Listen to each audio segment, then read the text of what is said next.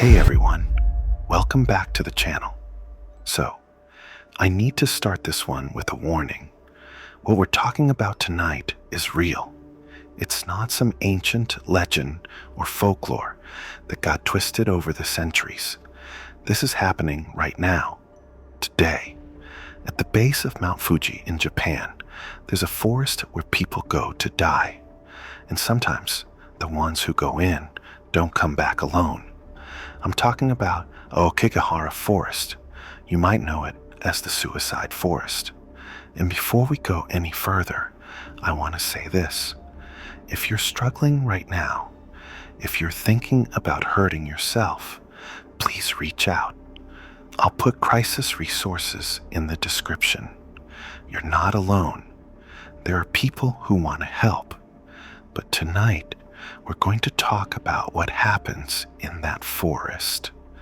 The things the volunteers see. The things the rangers won't talk about on record. And the 5 documented accounts of people who went into Aokigahara and came out changed. Or didn't come out at all. This forest is about 35 square kilometers of dense woodland at the northwest base of Mount Fuji.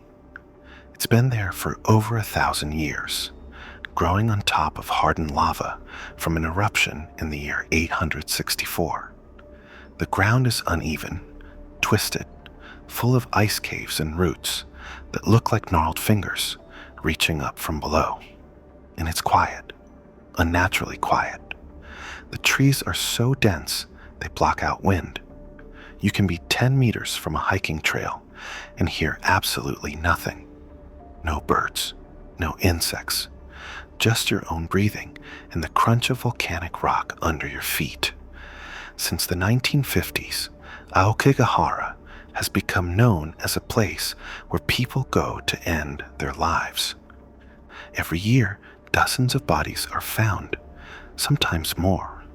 The Japanese government stopped publishing the exact numbers in 2011 because they were worried it was encouraging people. But the forest rangers, the volunteers, the police, they all know. It's one of the most common places for suicide in the entire world. And the thing is, when that many people die in one place with that much pain, that much desperation, that much unfinished business, something lingers. The locals call them yurei, wandering spirits, ghosts who can't move on because their deaths were so full of anguish. So let's get into the stories, and I'm warning you now, some of these are going to be hard to hear, but they're real. These are documented accounts from people who've been inside Aokigahara and lived to tell what they saw. Our first story comes from a man I'm going to call Kenji. He's a volunteer. For the past 8 years, he's been part of a group that goes into Aokigahara 3 or 4 times a year to search for bodies. It's grim work. They're not there to stop people. By the time they go in, it's too late. They're there to bring them home, to give families closure. Kenji told me this happened in October 2019. It was late afternoon, maybe around 4, and they were deep in the forest, maybe 2 kilometers from the nearest trail. The light was already fading because the canopy is so thick.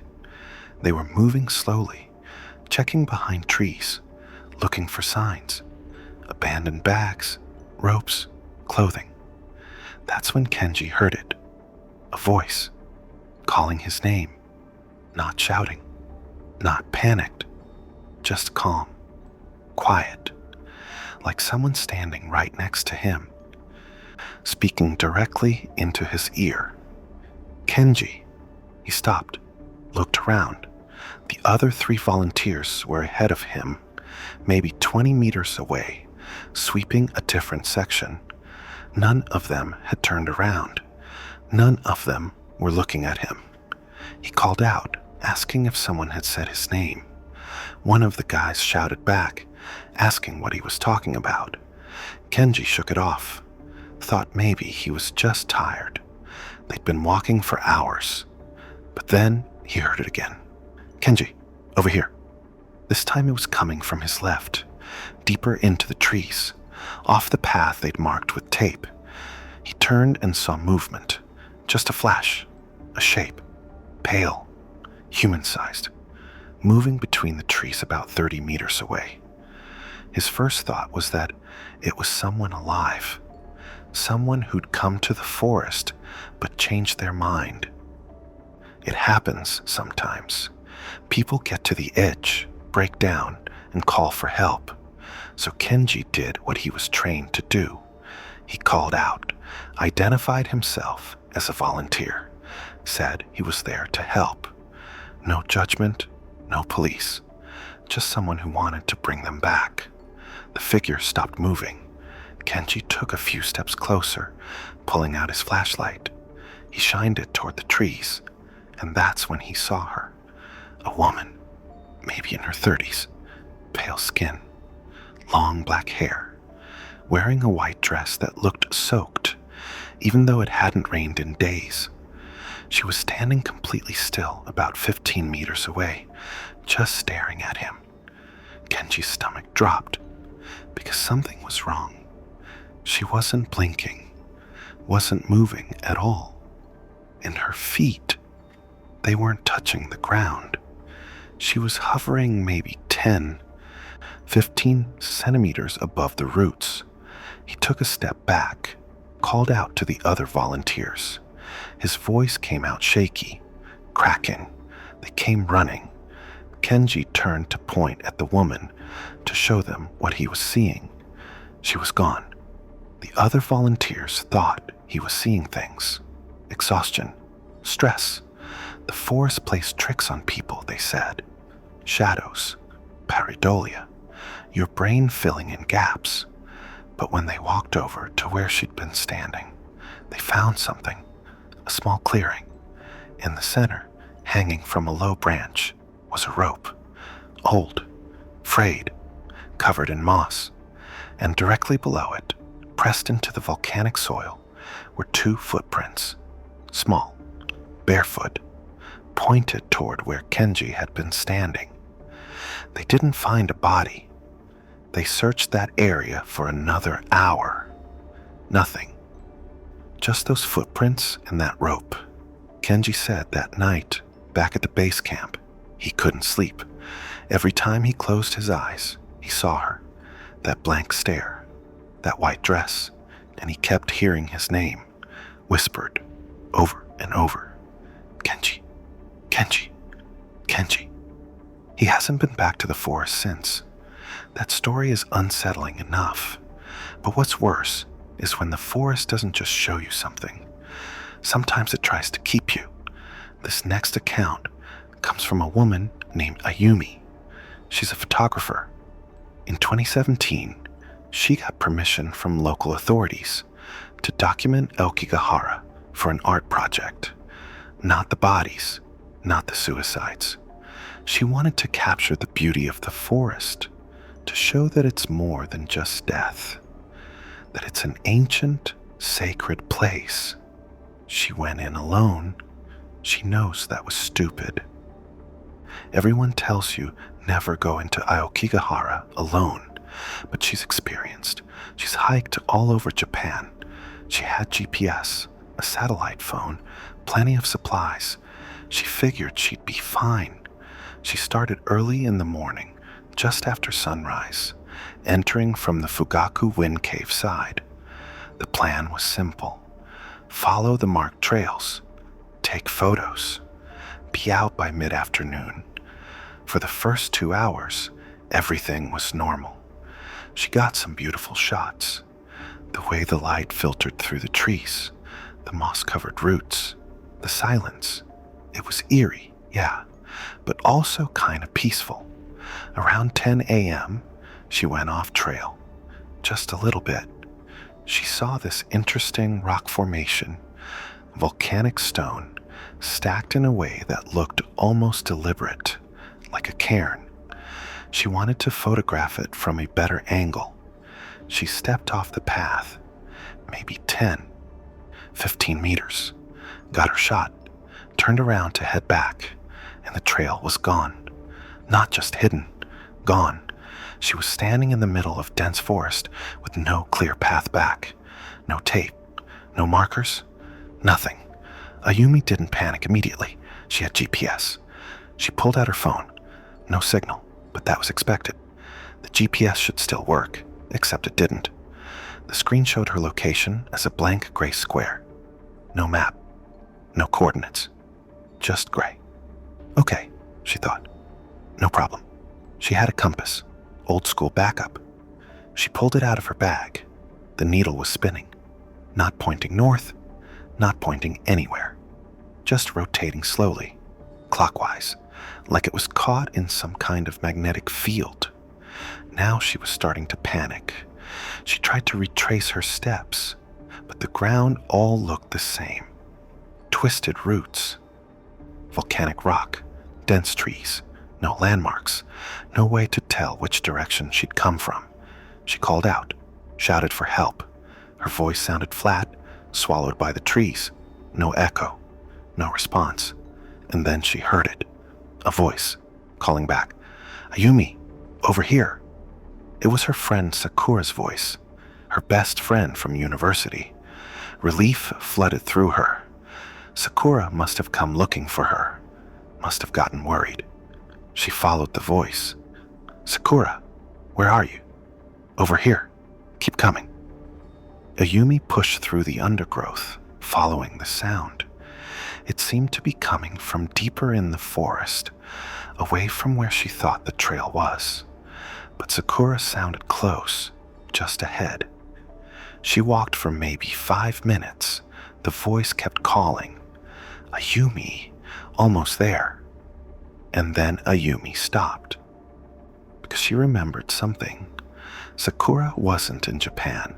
Sakura lived in Osaka. Yeah, but she was visiting family in Korea that week. Ayumi had seen her Instagram posts that morning. Photos from Seoul. There was no way Sakura was in this forest. The voice called again. "Ayumi, why did you stop?" But this time it sounded different, flatter, like a recording, like something that was mimicking Sakura's voice, but didn't quite understand the emotion behind it. Ayumi turned and ran. She didn't know which direction. She just ran. Branches whipped her face. Roots tried to catch her feet.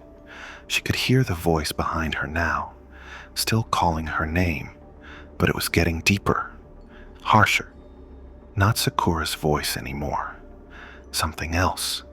She ran until she burst through a line of trees and found herself on a paved path. A real hiking trail. She collapsed, gasping, crying. 2 hikers found her 20 minutes later. They helped her back to the visitor center. When she checked her GPS, it was working fine again. According to the data, she'd walked nearly 3 kilometers in the wrong direction, toward the deepest, most isolated part of the forest. If she'd kept following that voice, she would have been completely lost, probably never found. Ayumi left all her camera equipment in the forest. She never went back to get it. She said no photo was worth that. And here's the thing. That trick, the voice of someone you know, calling you deeper, it's not unique to Ayumi. Volunteers report it all the time. People who enter the forest searching for lost hikers hear their voices. Friends, family, people who shouldn't be there. And every time, the voice leads them away from the trails, deeper into the trees. The rangers have a name for it, Yobigoe, calling voice. They tell volunteers, if you hear someone you know calling you, don't follow. Mark your position, call for backup, but never, ever go toward the voice alone. This next story is from an American. Let's call him David. He's a veteran, former Marine, tough guy, not someone who scares easily. In 2018, he was teaching English in Yamanashi Prefecture, about an hour from Aokigahara. David had heard the stories about the forest, but he didn't believe in ghosts. He thought it was all superstition and trauma. People's minds playing tricks after seeing something horrible. So when some of his co-workers told him not to go into Aokigahara alone, he ignored them. He wanted to see it for himself. He went on a Saturday morning in June. Nice weather, clear skies. He figured it'd be a good hike. He parked at the Fugaku Wind Cave parking lot and started walking. He stayed on the marked trails. He wasn't stupid. He just wanted to see what all the fuss was about. About an hour in, he came across a campsite.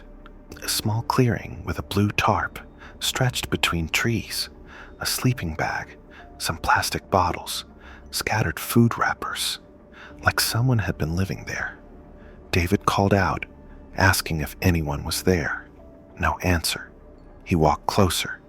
The sleeping bag was zipped up, bulging, like there was something inside. David's military training kicked in. He approached carefully, announced himself. No response. He reached down and unzipped the bag. It was empty. Just leaves and dirt stuffed inside to give it shape. Okay, weird. Maybe kids messing around, trying to scare people. But then he noticed the food. The wrappers weren't old. They were recent.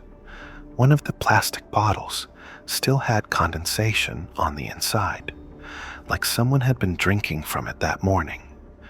David heard a sound behind him, a footstep, crunching on the volcanic gravel.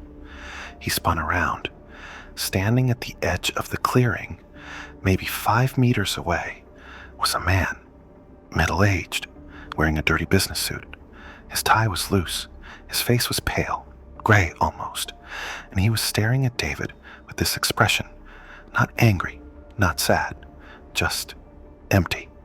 David said hello, asked if this was his camp, if he needed help. The man didn't respond, didn't blink, just stared. David asked again, "Do you need help? Are you okay?" The man tilted his head, like a dog hearing a strange sound, and then he smiled. Not a friendly smile, a wrong smile, too wide, showing too many teeth. David felt the hairs on the back of his neck stand up. Something in his gut told him to leave. Now, he backed away slowly. The man didn't move, just kept smiling, kept staring. David turned and walked back toward the trail. Fast. Not quite running, but close. He didn't look back, but he can hear footsteps behind him, matching his pace. Staying maybe 10 meters back, he sped up. The footsteps sped up. He started jogging. The footsteps jogged. He broke into a run. The footsteps ran. David ran for maybe 15 minutes straight, following the trail markers, not stopping, just running until he burst out into the parking lot. He spun around, gasping for air. The trail behind him was empty, no one there. But here's the part that still freaks him out. When he got back to his car and checked the time, it was 6:47 p.m. He'd entered the forest at 10 a.m. 8.5 hours had passed, but he only remembered maybe 2 hours. The hike in, the campsite, the run back. That's it. He has no memory of the other 6 hours. None. Just a blank gap.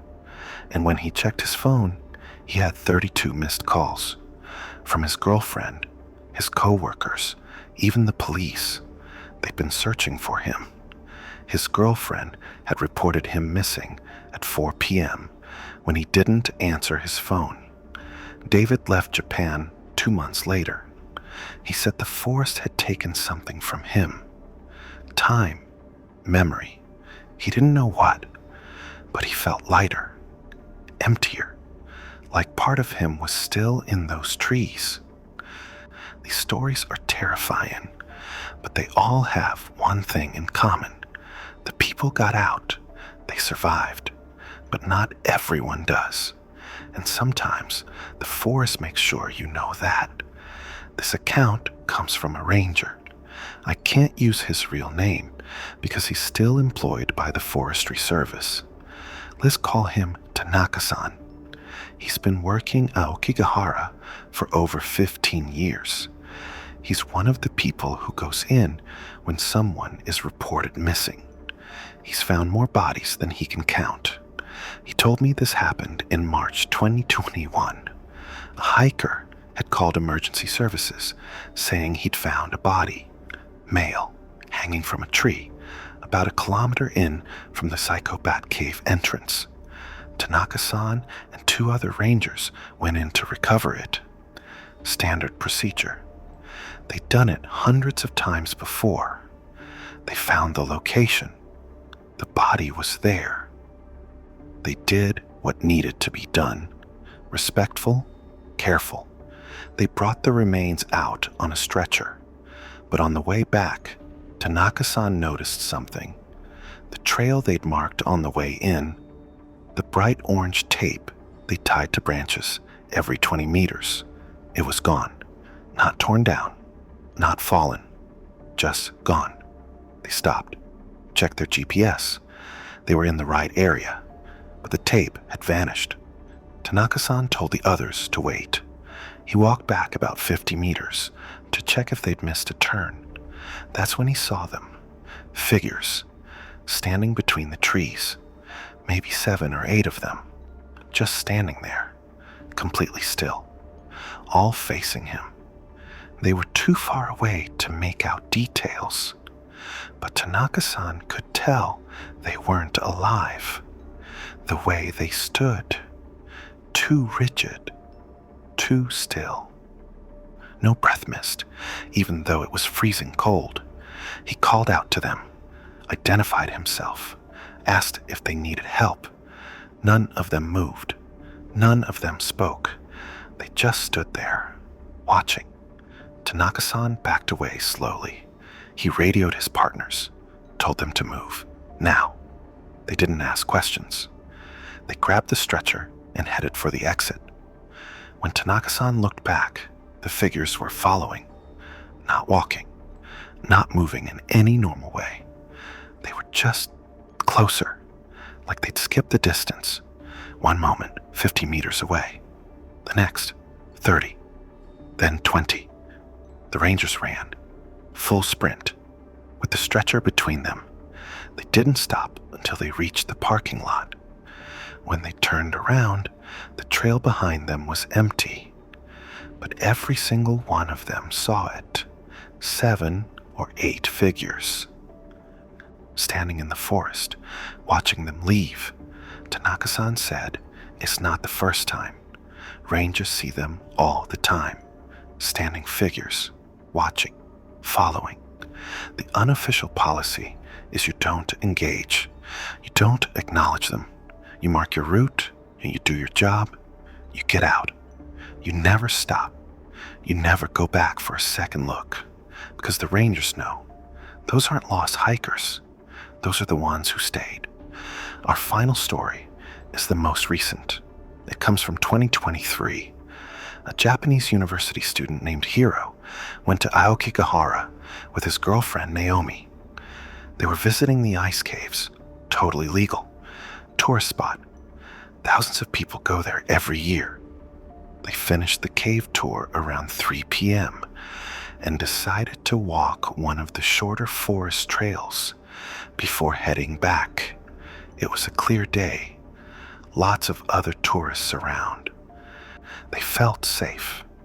About 20 minutes into the trail, Naomi said she needed to use the bathroom. There was a public toilet about 50 meters back. Hiro said he'd wait for her on the trail. She walked back. Hiro waited. 5 minutes, 10 minutes, 15. He called her phone. No answer. He walked back to the toilets. The door was open. She wasn't inside. He started calling her name, searching around the toilet area. A few other tourists heard him and joined in. They searched for an hour, called the police. Rangers came in with search dogs. They found Naomi 4 hours later, 2 kilometers into the forest, off trail, sitting on the ground with her back against a tree, staring straight ahead, completely silent. She was unresponsive, wouldn't speak, wouldn't move. They had to carry her out. She was hospitalized for 3 days, psych evaluation, physical exam, no injuries, no signs of assault, no drugs in her system. She was just gone. When she finally started speaking again, she said she didn't remember leaving the toilet. She said she heard Hiro calling her. She followed his voice into the trees, but the voice kept moving, kept leading her deeper. She followed it for hours. She said she couldn't stop. Her body just kept walking. And then she said something that made the doctors go quiet. She said the voice wasn't Hiro's. She knew that. She knew the whole time, but she couldn't stop following it, because it promised it would take her somewhere peaceful, somewhere quiet, somewhere the pain would stop. Naomi wasn't suicidal. She'd never had depression, never shown any warning signs. But the force found something in her, some small crack, some moment of sadness or doubt, and it pulled. She and Hiro broke up 2 months later. She moved back to Osaka. Last I heard, she refuses to go anywhere near Mount Fuji. So what is Aokigahara really? From a scientific perspective, it's a forest, trees, rock, normal geology. The magnetic anomalies people talk about, they're real, but they're caused by the iron-rich volcanic rock. Compasses do act strange, but that's physics, not ghosts. The silence? That's real too. The density of the trees dampens sound. Acoustically, it's a dead zone. But the things people see, the voices, the figures, science doesn't have great answers for that. Some psychologists say it's mass suggestion. Everyone knows Aokigahara is haunted, so when you go in, your brain is primed to see things. Shadows become figures, wind becomes voices, others point to infrasound. Low-frequency sound waves below human hearing range can cause feelings of dread, unease, visual hallucinations. The forest might produce natural infrasound through wind and terrain. And then there's trauma. The volunteers, the rangers, they've seen horrible things. PTSD can cause flashbacks, hallucinations, dissociation. What they're experiencing might be psychological, not paranormal. But that doesn't explain the shared experiences. Multiple people seeing the same figures, hearing the same voices, following the same phantom calls. It doesn't explain the time loss, the GPS failures, the way people walk kilometers in the wrong direction and can't remember how. And it doesn't explain why. After over 1,000 deaths, the forest still feels full of presence, full of watching eyes, full of voices that know your name. The Japanese attitude toward Aokigahara is complicated. It's sacred. It's tragic. It's a place of immense beauty and immense pain. Shinto belief holds that people who die in despair, in anger, in unfinished business, they don't pass on cleanly. They linger. They become yurei. And yurei don't haunt places. They haunt emotions. They haunt the living who feel the same pain they felt. Maybe that's why the forest calls to people. Not because it's evil, but because it recognizes suffering. And it offers what it offered to everyone who went there to die. An end. Silence. Peace. But it's a false peace, because the ones who take it never leave. They stay in the trees, watching, waiting, calling. If you ever go to Aokigahara, and I'm not saying you should, but if you do, follow the rules. Stay on the marked trails. Go with a group. Never go alone. If you hear someone calling your name, don't answer. Don't follow. Mark your position and head back. And if you see figures standing in the trees, don't look directly at them. Don't acknowledge them. Just walk away. Because once the forest knows you've seen them, it remembers you, and it might decide you belong there too. Thanks for watching. If this story affected you, please reach out to someone. Your life matters. You matter. I'll put crisis resources in the description. Hit subscribe for more real stories from across Asia. Stay safe out there. And if you've been to Aokigahara, if you've experienced something you can't explain, share it in the comments. Let's talk about it. You're not alone. Stay safe.